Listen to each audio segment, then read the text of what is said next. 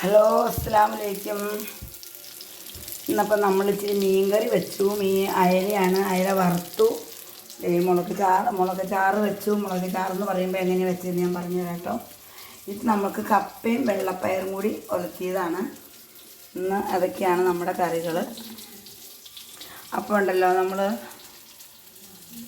ഇതിപ്പോൾ എങ്ങനെയാണ് വെച്ചതെന്ന് വെച്ചിട്ടുണ്ടെങ്കിൽ, മുളക് ചാറ്, ഒരു സവാള, 2 പച്ചമുളക്, ഒരു കഷ്ണം ഇഞ്ചി, ഒരു കഷ്ണം വെളുത്തുള്ളി, കറിവേപ്പില, നുള്ളുലുവ എല്ലാം കൂടി ഇട്ടിട്ട് നമ്മൾ ഒരു തക്കാളി എല്ലാം കൂടി വഴറ്റി എടുത്ത് തണുത്തതിന് ശേഷം ഇത്തിരി വെള്ളം ഒഴിച്ച് എണ്ണ പോലെ അരച്ചെടുത്തിട്ട് അതിലേക്ക് ഇത്തിരി വെള്ളം ചേർത്ത് മീനും പുളിയും എല്ലാം പുളിവെള്ളം തിളയ്ക്കുമ്പോൾ മീനിടണം.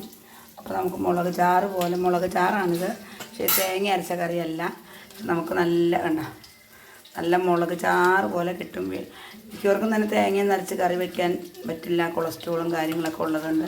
പക്ഷെ നമുക്കപ്പോൾ ചാറിന് വേണമെങ്കിൽ ചാറുമായി തേങ്ങ അരച്ച കറി പോലെ തന്നെയാണ് ഈ കറി നമുക്ക് കിട്ടുന്നത്. അപ്പോൾ ഇത് ഞാൻ ഇങ്ങനെയാണ് ഉണ്ടാക്കിയത്. എല്ലാവരും ഒന്ന് ട്രൈ ചെയ്ത് നോക്കണം.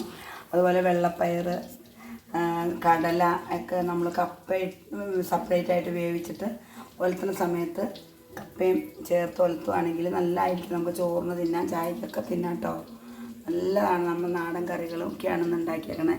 കപ്പയും ഇതും ഉണക്കമീനും പോയിട്ട് പച്ചയില വറുത്തതാണ്. അപ്പോൾ എല്ലാവർക്കും ഇഷ്ടമായാൽ എനിക്ക് ലൈക്ക് ചെയ്യണം, കമൻറ്റ് ചെയ്യണം, സബ് ചെയ്യണം. ഓക്കെ, അസ്സലാമു അലൈക്കും.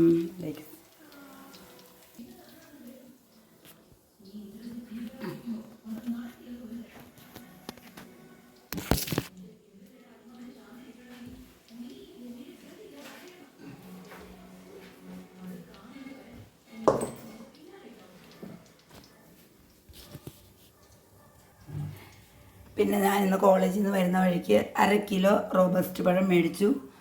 1 കിലോ മാങ്ങാപ്പഴം മേടിച്ചു. ഒരുപാടൊന്നും മേടിക്കാനുള്ള പൈസയൊന്നുമില്ല. അപ്പോൾ നമുക്ക് ഒരുപാട് വിലകളാണ്. ഈ റോബസ്റ്റ് പഴത്തിന് തന്നെ 1 കിലോയ്ക്ക് 50 രൂപയായിട്ടുണ്ട്. മാങ്ങ 1.5 കിലോ 100 ഞാൻ 1 കിലോ മേടിച്ചു. 50 രൂപ, 60 രൂപയായി. അപ്പോൾ ഇത്രയൊക്കെ ഉള്ളൂ. ഇഷ്ടപ്പെട്ടാൽ ലൈക്ക് ചെയ്യണം, കമൻറ്റ് ചെയ്യണം, സബ് ചെയ്യണം.